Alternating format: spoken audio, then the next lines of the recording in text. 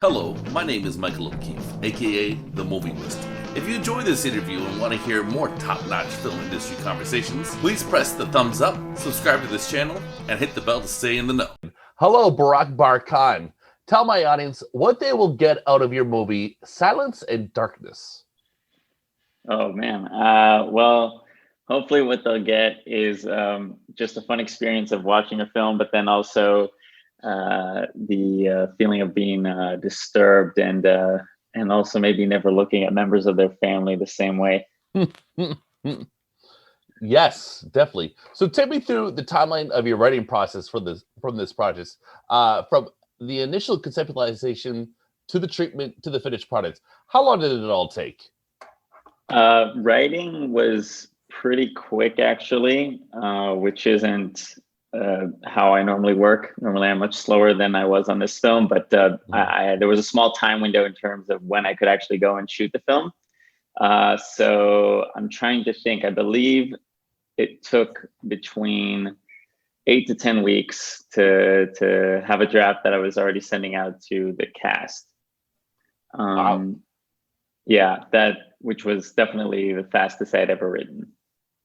God, wow. What was it necessity that made you write that fast? What was it? It was multiple things. So like I said, there was I knew that there wouldn't be a lot of time to actually go and make the film. There was a window in terms of when everyone was going to be available and when these locations are going to be available.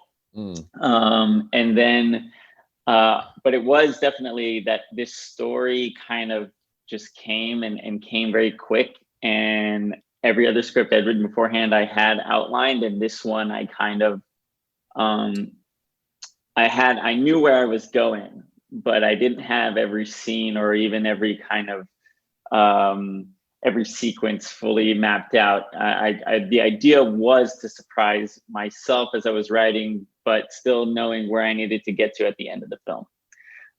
But then obviously you go back and revise based off of the nonsense that you're writing on a day-to-day basis as you're trying to surprise yourself. Interesting. So Bob Dylan's music has an interesting role in this movie. What does his music represent to you personally? His music to me represents, I guess, everything that I'd want to accomplish as an artist, to use that term. Myself, I mean, he's definitely his music and everything, and the way he kind of navigated his career is something that I think any person that tries to create something should look at and see. So that was, that was something that kind of was always there in my head of having his music in there, because it was just part of when I was initially thinking of the story. It was basically the first scene was one of the first things that I thought of, and his music is there. So, and I knew that I could maybe get the rights to some of his music. How were you able to do that? Well, I had worked with a former boss of mine. She had worked with him personally for over 2 decades. So I wrote the script first, and then I came to her and I said, I really want to use this song in the film. I said, it comes up a few times. I didn't really specify. I said, I don't know. I said, I really don't have a lot of money, but I read online somewhere that Jeff Rosen, the manager, that they tended to be very generous with music rights when it came to his songs, especially to indie filmmakers. And then I wrote, a very personal letter to him and his manager. And they were extremely kind. That's amazing. I like that, because I hear he's sort of a curmudgeon. Yeah, I mean, I don't know. I honestly kind of, I just know that I love his music. I love his path as an artist. I'm sure that if I, from the age of 20, was, being adulated by hundreds of thousands of people, and it's been that way for now over 50 years, right? I probably would have a different personality than the average person. True. This is true. So tell me about the central cast of this movie. What were you looking for from them for their respective roles? And are you someone who gives meticulous notes to actors? So as far as what I was looking for in the central cast, I mean, so we have Anna and Beth. Anna played by Minna Walker. Joan Glacken plays her younger sister Beth, and Jordan Lage plays the father. All of whom come from the same background. They come from the Atlantic Theater Studio or Atlantic Acting School that is part of NYU's acting school. And that which was founded by David Mamet, who's kind of famous for being these people that these type of actors who really follow the text and try and find meaning in every single word, which I really enjoyed working with in terms of the process of in terms of how they were responding to the story in the script and what their process was like in terms of approaching these characters. And then on a more general level, I mean, this is a film where you have one character, the father, who's takes on a pretty extreme characteristics. And I think that, you know, what you still want is someone who can be empathetic and has that empathic nature about them, even when they're being, you know, potentially the creepiest person on earth. And then Joan and Minna, it was so much about the chemistry between those, the two of them, which exists in real life. They are friends. After the shoot, they became roommates. But they were very close friends beforehand. And once I saw them together, individually, I knew that they were incredibly talented actors. But once I saw them together, I just knew I knew I could make the movie once I saw them rehearsing the scenes. As far as note giving, I mean, I don't know. I don't think I'm that meticulous. I really love just, you know, seeing the actors do what they want to do as far as a scene goes. And it's kind of just, I think, especially in this film and what a lot of people sometimes will say is the tone is very specific. And that's what I was going for the entire duration of it. Was I wanted a very specific tone and I just wanted to maintain it. And I think sometimes because of their fun dynamic, you know, there were certain scenes that we may have cut because I felt like we were filming a different movie all of a sudden. We were filming a movie about two sisters, you know, playing the guitar. So there were a few scenes I think that we cut, making sure that we had that tonal consistency that I was after. And that's where I think most of my notes were coming from. Did you watch a lot of horror movies as a kid or is it as a teenager? So oddly, it's very, the whole delving into the horror genre has been interesting because I don't come from the horror cinephile background. I mean, I watch movies like, you know, I watch as many movies as I can and I love I was the kid, I studied film in high school and I was the kid who was enjoying watching, you know, Eisenstein, Battleship Potemkin, and then his I think his 1925 film Strike. I mean, I do have a deep appreciation of film and film history, but the horror genre I actually got freaked out by at a very early age, and it took me a very long time to delve back into it. I think I was in fourth or fifth grade when I watched the original Halloween, and it freaked me out so much that I think I shied away from horror until I was towards the end of high school. And then I started watching classics. I started watching The Night of the Living Dead, was the one that really brought me back into the genre. Nice. And then more mainstream, but still quality films like Misery. I mean, I think, you know, people can see some of the parallels of Misery in my film, hopefully.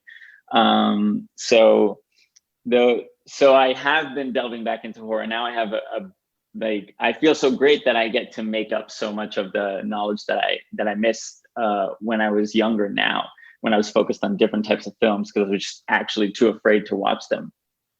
Awesome. Have you delved into any Italian horror movies yet?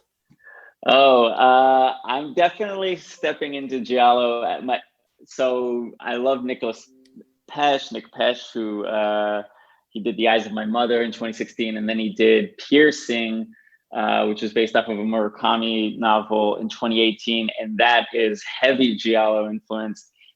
So from that, I've gone back and started watching some of the classics. Why, are you a big Giallo fan? I'm a big fan of many Italian horror movies. Yes, I like. I recently read Dario Argento's autobiography, which I highly recommend, called Fear.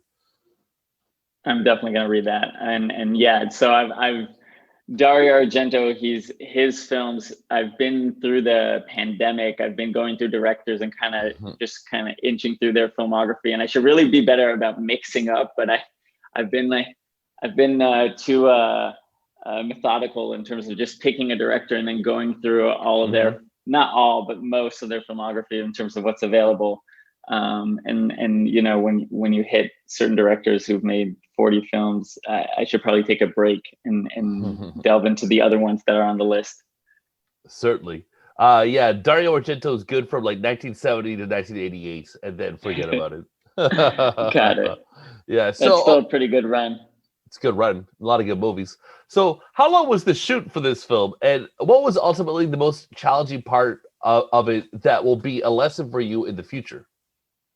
The shoot was 18 days.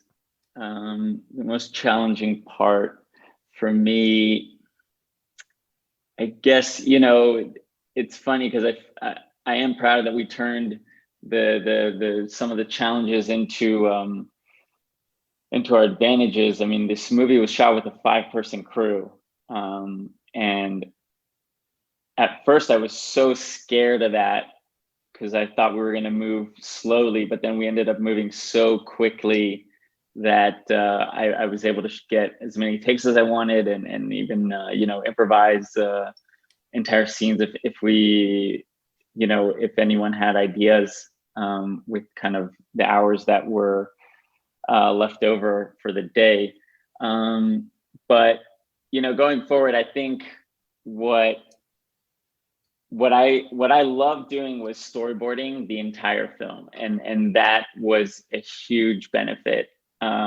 So I'm definitely every single shot was storyboarded, and that's something that, having done it now, I'll never not do it.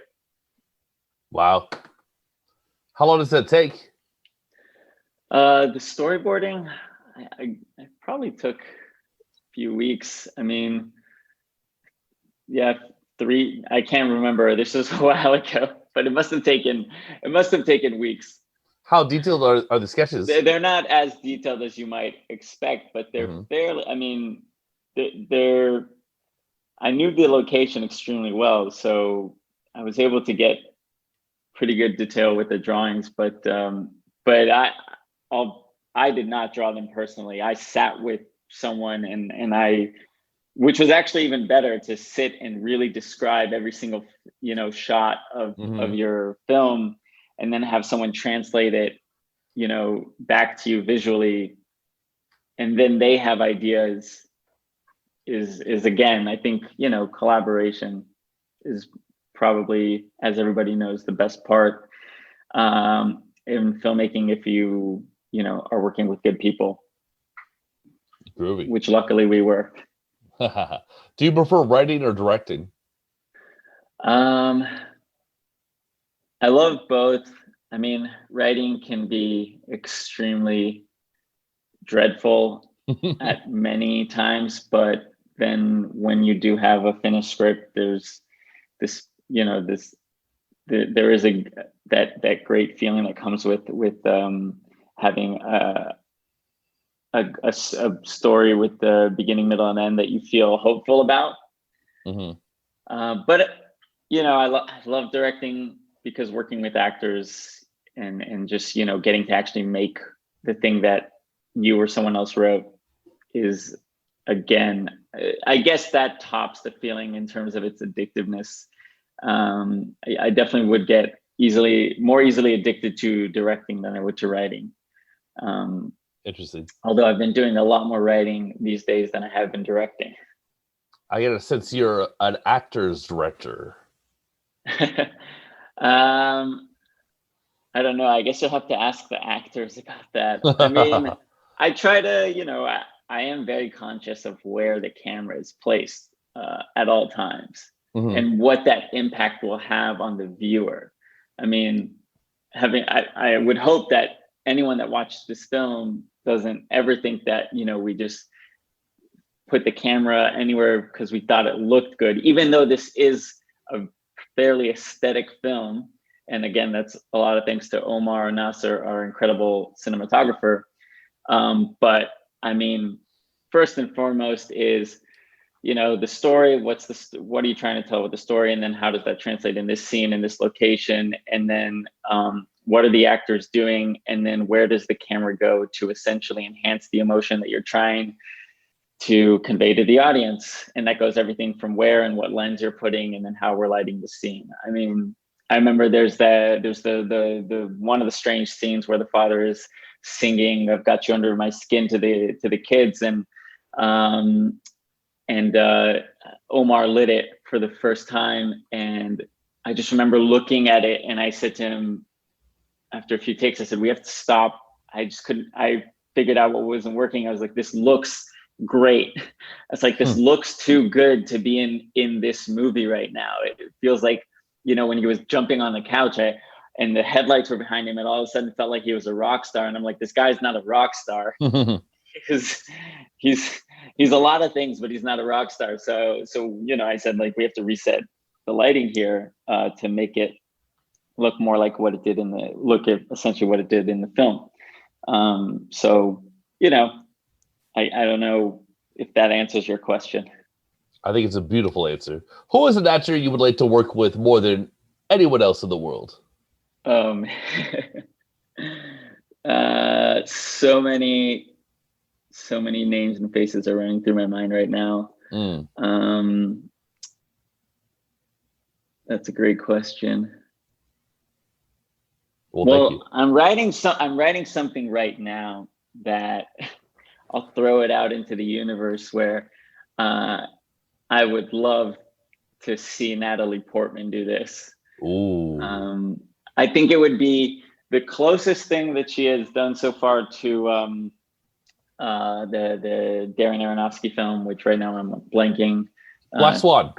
Yes, Black Swan, but still entirely different. Both also because of the character's age and the physicality. She would need to put on some weight, but I think that she has everything and much more for a role like this. And it would be a true fantasy that would come to life if that were to happen. So I'll put that on my list because why not? Come on. Yeah.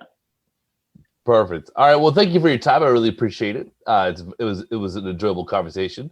Do you have any final thoughts on Silence and Darkness you would like to end this interview with? First, I'll say thank you so much. I appreciate you just taking the time to speak with me. And my final thoughts are, I hope as many people go and see it. Silence and Darkness. It's available on all major digital platforms: Amazon, iTunes, Google Play.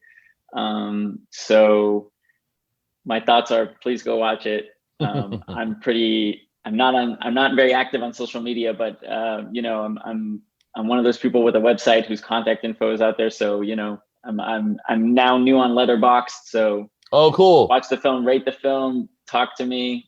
I'd love to have the conversation, recommend horror films, because now I'm officially trying to become the biggest horror fan in the world, hopefully. Cool. I'm on Letterboxd too. I'm the movie mystic. Amazing. I will follow you right now. I like that. Thank you very much. Thank you.